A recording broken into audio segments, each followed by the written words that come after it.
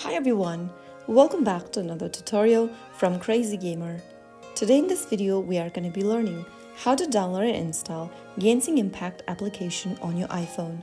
This video works for both iPhone and iPads, so let's get started.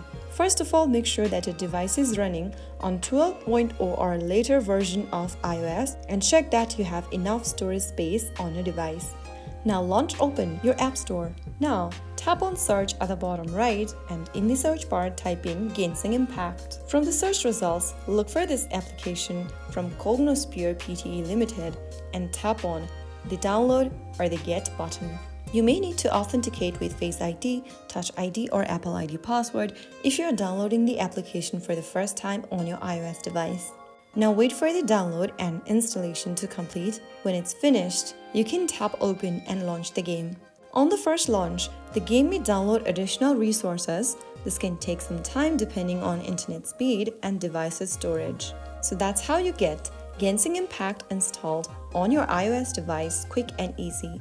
If you found the video helpful, don't forget to like, share and subscribe.